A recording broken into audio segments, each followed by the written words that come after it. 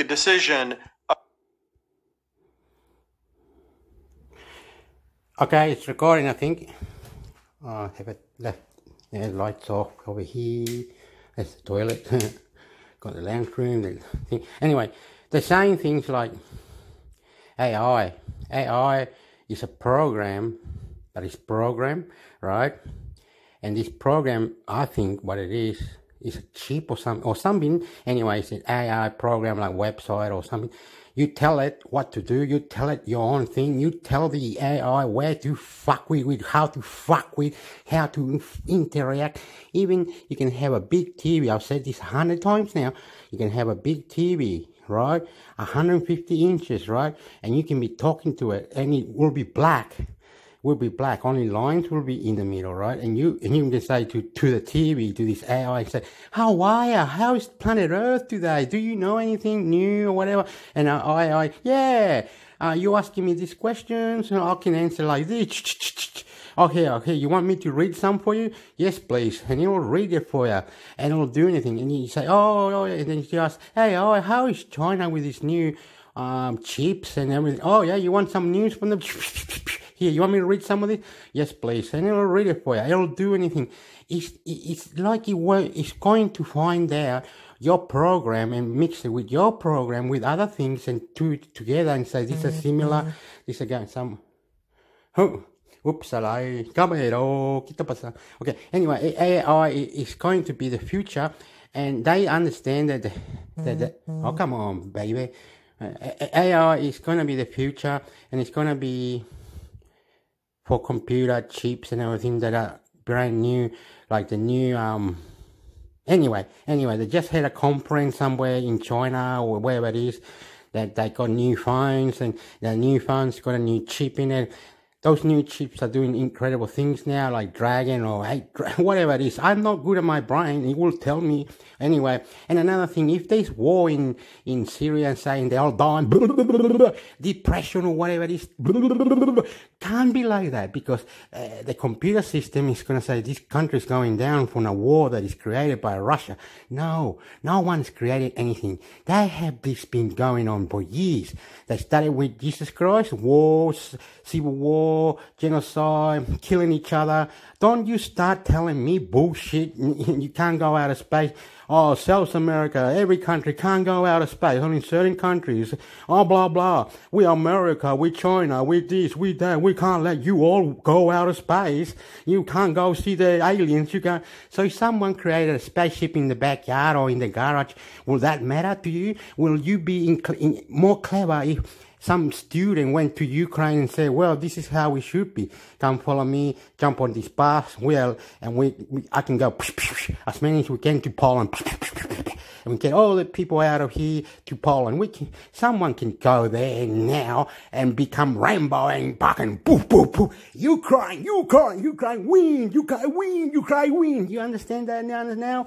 The people who are more intelligent in the world are going to create this shit, and they're going to do it right now, and they're going to fucking play with your mind, and it's in artificial intelligence, whatever that is, you work it out, you motherfucking do it, and you created it. You want America, you got America. You want China, you got China. So, but you didn't have Argentina, you didn't have Fiji, you didn't have New Zealand, you didn't have this, you didn't have many countries that, they are top to the top, because they weren't allowed to, because they don't have money, they don't allow to, they are up themselves, you understand? Planet Earth is up themselves. Planet Earth gets together, the whole government gets together, they help themselves.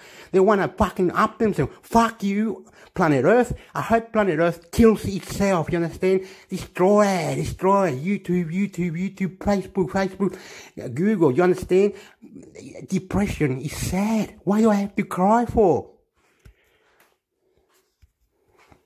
More relevant math to the 21st century, the more relevant math to a digital age, the place where you see the math of continuity, calculus, is still to be found in applications such as mechanical engineering, aerospace engineering, but really just less appropriate to the applications we see today. Relational databases were built on relational algebra coming out in 1972. That's just not great for us in 2022 when we're talking about trillions of attributes along trillions of data sources, each of which are expanding quadratically year over year. It's a really different world. You have to be thinking at a level of abstraction that a couple of million, maybe even a billion data points didn't quite demand. At the trillions of data, trillion data sources, each growing quadratically, what we need is category theory. I like how you framed your approach as, the center of the Venn diagram between what I'm really interested in and what is sort of in demand or coming about in the marketplace currently. For you then, the middle of that Venn diagram, is that the disruption to the IT infrastructure that's happening with compositionality? Is that sort of the sweet spot between what you're really interested in and what you think are the problems of today and tomorrow?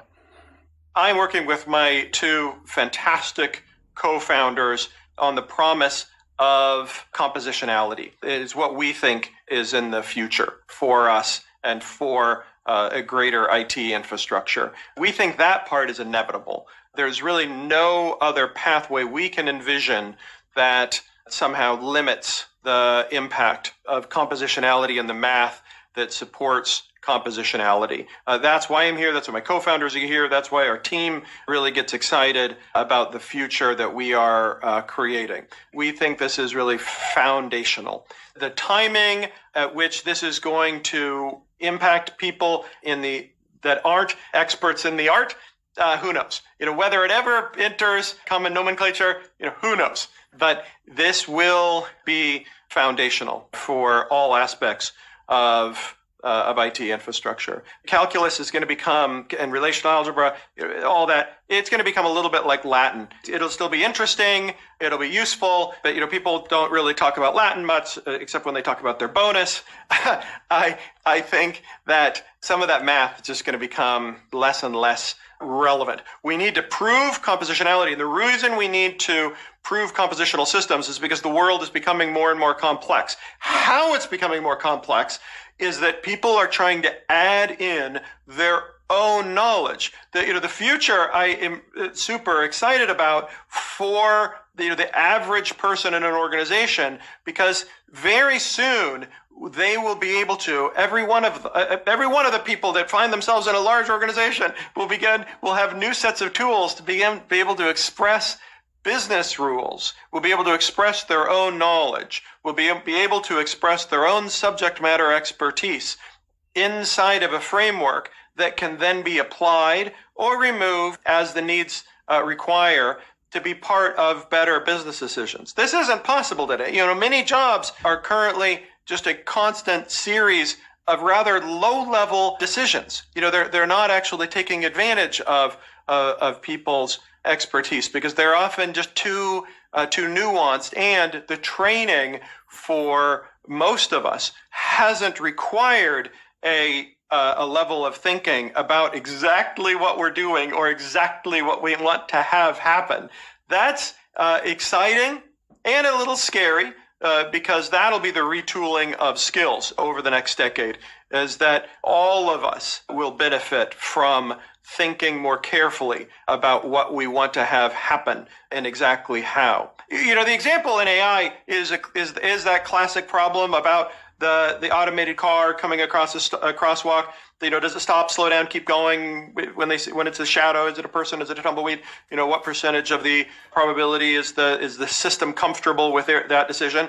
Ultimately, as a society, we will need to make a decision around the liability for that decision. Does it sit with the programmer? Does it sit with the manufacturer? Does it sit with the driver? That level of specificity has yet to enter public discourse broadly. That type of clarity of decision is going to show up more and more throughout large enterprises. So when my company, Connexus, was looking during the pandemic for a client, they asked, where is my personal protective equipment? Where is my PPE?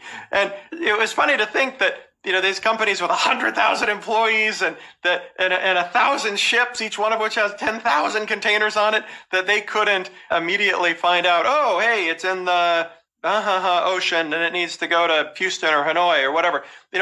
These sort of decisions took a couple of days. There was some friction involved in these decisions. And that's because there hasn't been the systems to capture all of that knowledge in a way that's then easy to integrate with other systems that then could engender a business decision upon which the organization could execute and allocate resources. Often those are just done in Excel. The list of items in a particular container on a particular ship in a particular fleet.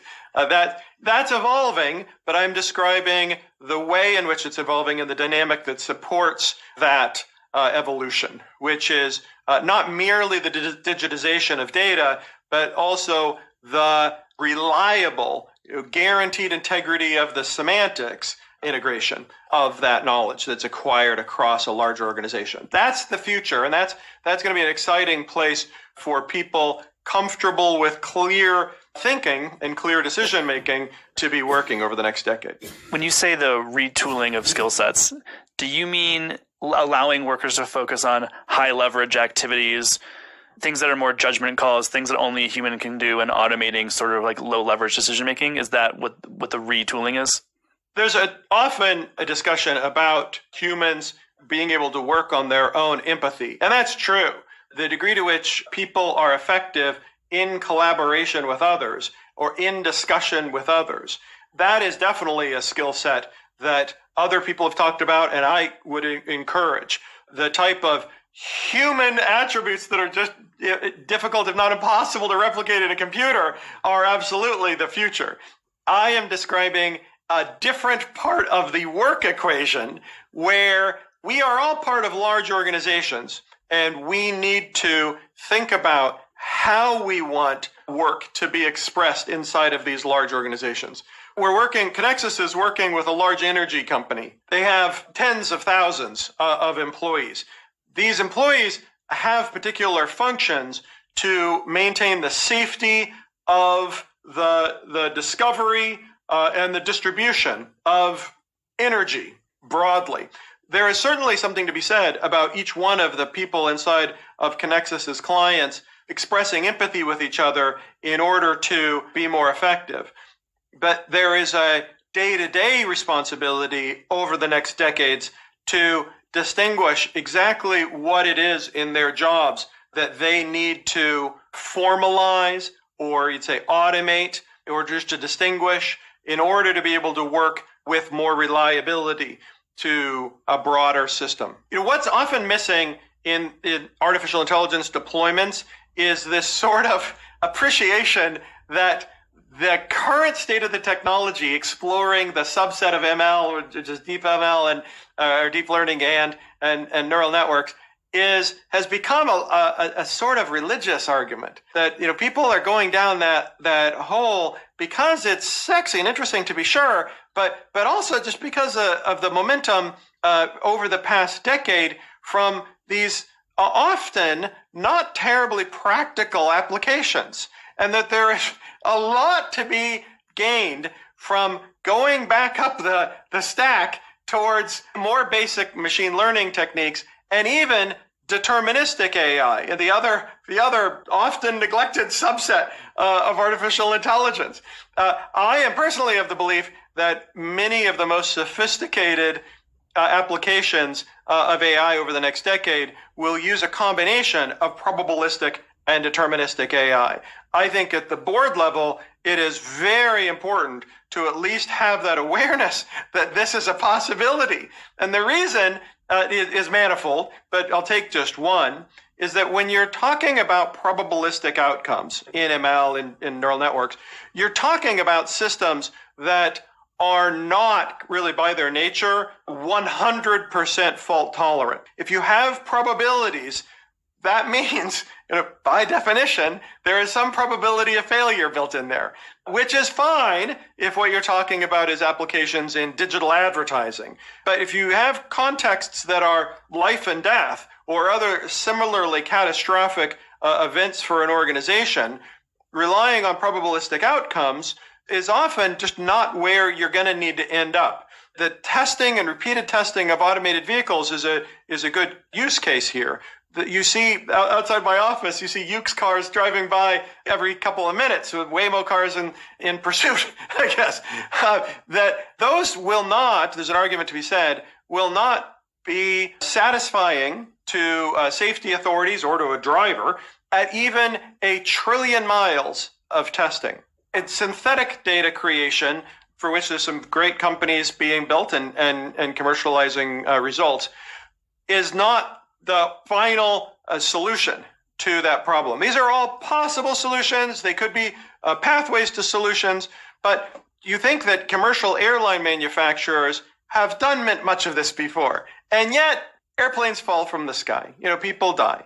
And the way to solve that problem, when you're talking these life and death contexts for commercial airplane manufacturers or in energy exploration where the consequences of failure can be disastrous, is to bring together the sensibilities of probabilistic AI and deterministic AI.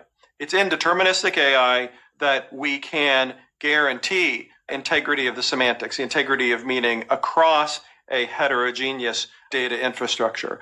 That's what I've seen. What I've seen at Connexus is that we find value, our clients find value, us being able to prove that this hard-earned knowledge across a large organization is preserved as it moves across an organization.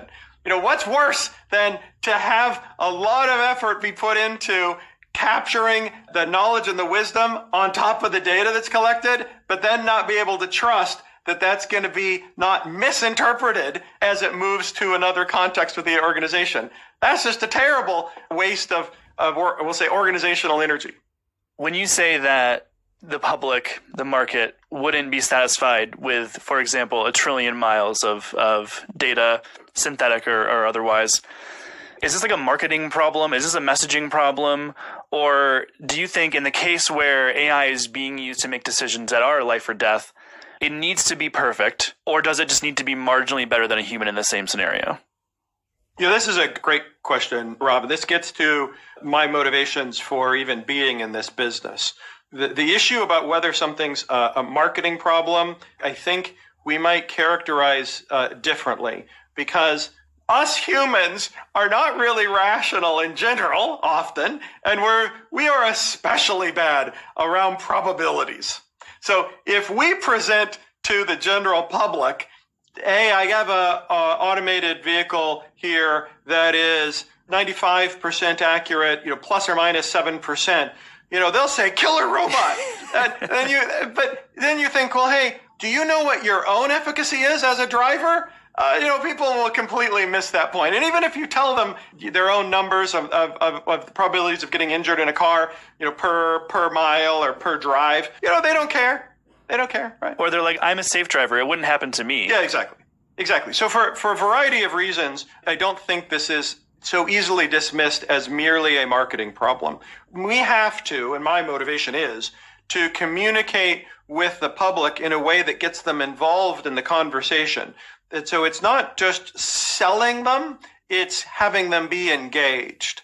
The next decade is going to involve a lot more people doing traditional AI-ish jobs.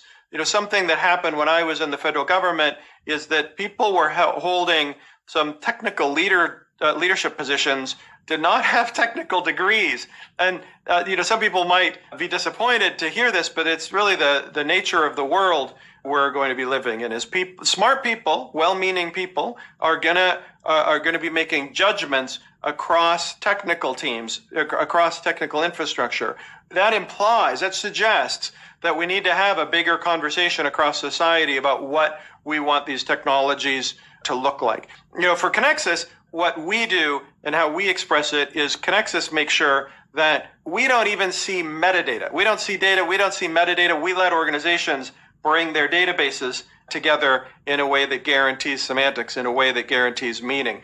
But for many, many organizations, we will need to have a larger ethical conversation, a larger moral conversation about how we want data to be collected, redistributed, or merged, or discarded. So those are non-technical people, but having a conversation in a technical context of AI systems, if I will. What I want to do is make sure that we have a society that is comfortable with the technologies that are being introduced such that they get embraced. I want these technologies to be welcomed, not resisted, because the technology often can save lives. The technologies behind automated cars are being introduced into cars you and I buy. And my car has these fancy technologies keeping me in the lane, making sure that I don't crash into the car in front of me in traffic. Those are fantastic. It makes my drive much, much more pleasant. I want to see those embraced by a large part of the population with enthusiasm. Because they save lives, they also have another side benefit, which is they will encourage the further development of these life-saving technologies, which then has a fantastic virtuous cycle for the maintaining of, we'll say, Western civilization, relative to Western civilization's competitors globally. Companies go where the customers are. And if we have customers in Western civilization that encourages the adoption of this technology, then we will have companies that generate those technologies, and we will have the concomitant benefits from that adoption. Interesting. So you view the gap between AI right now and AI being ubiquitous and accepted not as a factor of where the technology is, or because there hasn't been enough of a ad campaign, a public service announcement, trying to whip up support for this. You think it's about bringing people into the process and making this a slate of technologies developed beside the people it serves to build products for? I want to speak about this technology at the right level to the right audience at the right time. There is a time to be talking about doing queries on Postgres that can import or data stored in Oracle. That's fine. But the general public is going to get tired quite quickly of our own fascination with our own brilliance if we talk too much in the weeds about how this data gets implemented. What the general public cares about is what this technology means to them, what it can provide, what the benefits are, and how they can be sure that the benefits are actually being expressed. One of the frustrations I have about AI regulation and proposed legislation is that it is not addressing some really low-hanging fruit that can address some concerns for the general public. And this issue can be relevant for technologists developing this infrastructure. One is the engagement of circuit breakers in this technology. The development of some of these automated technologies can be linked to other automated technologies. It doesn't mean that it should be linked just because it can be. And I appreciate that everybody is working on their own quarterly incentives with their own product managers.